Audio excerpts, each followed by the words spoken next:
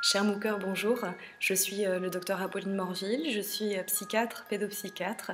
J'exerce essentiellement en libéral à Rouen, mais aussi au centre de psychotraumatologie à Paris. Alors j'ai le plaisir de vous parler aujourd'hui du syndrome de Munchausen par procuration, pour venir compléter la présentation clinique qui vous a été présentée juste avant par le professeur Morville. Alors, avant de parler du SMPP, on va vous parler donc déjà du syndrome de Munchausen, puisqu'il s'agit d'un trouble factice, c'est-à-dire de symptômes psychiques ou physiques qui sont provoqués par le patient lui-même dans le but de se rendre malade et d'attirer l'attention du corps médical. Par extension, est apparu donc en 1977 le syndrome de Munchausen par procuration, décrit par Meadow, d'où aussi son autre nom, syndrome de Meadow, qui caractérise un trouble factice, donc des symptômes ou une maladie qui vont être provoqués ou simulés, le plus souvent par la mère à son enfant. Dans 90% des cas, c'est la mère qui est responsable de ce syndrome parce qu'elle cherche effectivement à s'attirer l'attention du corps médical. Ici, la forme de maltraitance est médicalement induite, puisque face à tous ces symptômes qui vont être assez déroutants, il va y avoir une surenchère des explorations, et ces explorations vont être de plus en plus intrusives, agressives pour l'enfant, et c'est en cela que c'est maltraitant. Alors, quels sont les symptômes et les signes d'appel qui vont nous amener à progresser et cheminer vers ce diagnostic?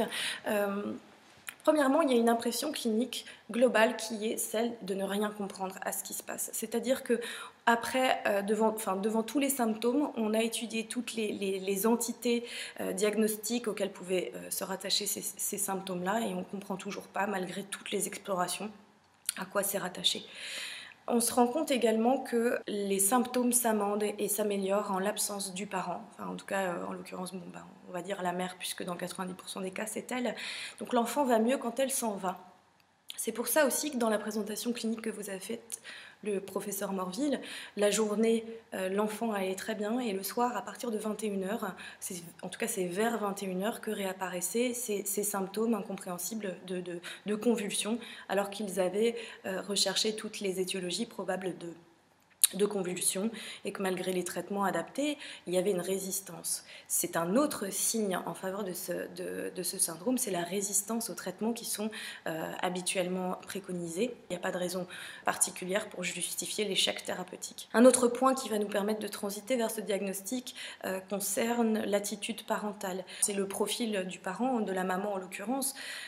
Cette maman, elle a un âge moyen de 29 ans, elle a une extrêmement bonne connaissance de tout le domaine médical, paramédical, soit de par sa formation, soit de par son éducation. Elle se lie d'un lien assez inhabituel avec les équipes médicales. Elle paraît être une bonne mère sous tout abord, extrêmement impliquée, extrêmement présente, mais malgré tout, ça contraste avec son attitude peu préoccupée de ce que peut ressentir son enfant face aux examens qu'elle va solliciter. Malgré la douleur de certains examens, cette douleur provoquée ne sera pas sa préoccupation sera toujours d'aller explorer, de continuer les explorations. Ceci est aussi un argument pour cheminer vers ce diagnostic. On se rend compte que quand on arrive et quand on commence à avoir des soupçons, et qu'on en fait part à la maman, tout de suite le masque tombe un petit peu et la maman présente une contre-agressivité défensive puisqu'elle commence à perdre les bénéfices secondaires qui sont d'avoir toute l'attention du corps médical. Et quand notamment on voit que l'enfant va mieux, parce qu'au bout d'un moment il va mieux, c'est un risque à ce moment-là de voir la famille partir et d'aller pérégriner d'hôpital en hôpital pour de nouveau reproduire ces mêmes symptômes, puisque le bénéfice secondaire, encore une fois, est de s'attirer l'attention, en tout cas pour la maman, des équipes médicales. Donc dès qu'elle la perd avec quelqu'un, elle va probablement la rechercher ailleurs. C'est pour ça qu'il est très important de regarder le carnet de santé ou de questionner, de voir si l'enfant a déjà été sujet à de nombreuses consultations, à de nombreux examens complémentaires. Il va falloir rechercher un petit peu tout ça dans notre anamnèse. Également important d'interroger sur les antécédents de la fratrie, parce que l'enfant que l'on voit n'amène pas sa fratrie et probablement que les autres enfants aussi ont peut-être été atteints par des intoxications ou par des symptômes assez curieux. On recherche aussi des antécédents de mort subite du nourrisson, parce qu'ils vont, avec toute cette intuition clinique et tous les symptômes qu'on peut voir, là, cette curiosité médicale inexplicable, les résistances au traitement, l'attitude parentale, plus ces antécédents-là, ça va nous faire progressivement approcher du diagnostic de syndrome de Munchausen par procuration. En termes d'épidémiologie, on n'a pas énormément de données. De toute façon, dans les faits de maltraitance, on n'est pas très calé en épidémiologie par manque par sous-évaluation. Et puis, parce qu'il n'y a pas beaucoup d'études non plus qui ont porté sur cet item du SMPP. On parle d'une incidence qui serait aux alentours de 2,8 pour 100 000 patients. Ça concerne aussi bien les petits garçons que les petites filles. Et ils ont un âge moyen de 3 ans et 4 mois lors du diagnostic. Ce qui est quand même important d'avoir en tête, c'est qu'il faut en moyenne 14 mois pour pouvoir arriver à poser ce diagnostic. Donc on imagine pendant ce temps-là, tous les examens qu'a pu subir l'enfant et les conséquences que cela va engendrer dans son parcours de vie, puisque 14 mois en moyenne laisse supposer qu'il y a forcément aussi des moments plus longs d'hospitalisation. Donc pendant ce temps-là, l'enfant, il est désinséré de son école, de son milieu social. Et il est enfermé dans une emprise de soins qui laissera des conséquences délétères par la suite. La mortalité aussi du syndrome de Munchausen par procuration est élevée, puisque on l'estime en tout cas entre 7 à 10%, ce qui est beaucoup plus important que toutes les autres causes de maltraitance infantile confondues, pour lesquelles la mortalité est estimée entre 1,4 à 2,8%.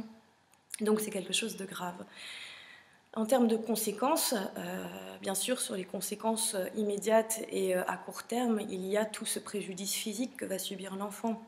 Vous imaginez bien qu'un enfant qui va subir des examens complémentaires de plus en plus agressifs, que ce soit multiples prises de sang, multiples endoscopies, des irradiations pour des examens d'imagerie médicale. Ça peut être aussi parfois des anesthésies, enfin des actes de chirurgie mutilatoire inutiles. On estime à peu près à 10% de préjudice physique, d'invalidité physique. Quant aux conséquences psychiques, étant donné qu'on manque beaucoup d'études, et notamment d'études longitudinales, ce qu'on a pu remarquer, c'est un risque plus élevé de développer des troubles du comportement alimentaire ultérieurement. Il y a aussi toute la pathologie du lien, puisque comme vous l'avez bien compris, le lien est altéré dans ce syndrome-là. Il s'agit vraiment d'une pathologie maternelle, et donc l'enfant va étant coupé de ce milieu qui pourrait lui permettre de se développer correctement, a plus tendance à développer une personnalité dépendante, une personnalité passive, une anxiété de séparation, et il risque le décrochage scolaire et un ralentissement, voire des troubles des apprentissages. Il y a aussi un risque d'être plus enclin à développer une pathologie, une pathomimie, un trouble factice à l'âge adulte, donc un syndrome de Munchausen, voire de reproduire un syndrome de Munchausen par procuration dans sa descendance ultérieure. Mais on n'a pas de lien statistiquement prouvé pour suffisamment en faire une certitude. Pour conclure, dès qu'on est face à une situation très complexe, après avoir exploré toutes les pistes qui sont en nos moyens et possessions, mais qu'on reste comme ça dans cette errance un peu diagnostique, avec une famille, en tout cas un parent au profil bien particulier, comme on a pu le dire, un enfant qui va mieux quand le parent n'est plus là. On doit évoquer ce syndrome. Il faut séparer l'enfant du parent. Il va falloir accompagner par une psychothérapie très soutenue l'enfant, de façon à lui faire reprendre son individualisation, accompagner la mère aussi sur le plan psychiatrique, et ultérieurement voir si une thérapie mère-enfant peut avoir lieu. Voilà, j'espère avoir répondu aux objectifs de formation sur ce syndrome de Munchausen par procuration. Dans tous les cas, pour toute question, n'hésitez pas à nous en faire part sur le forum, puisque nous sommes là pour y répondre, et c'est bien le but de ce MOOC. Je vous remercie pour votre attention et je vous souhaite une très bonne continuation.